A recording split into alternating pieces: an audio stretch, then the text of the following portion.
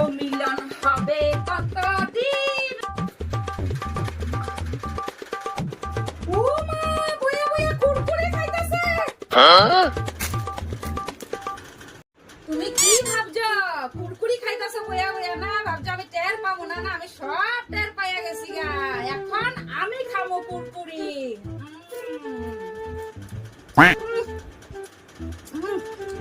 কুরকুরিটা তো নরম কেন গো কৌতা?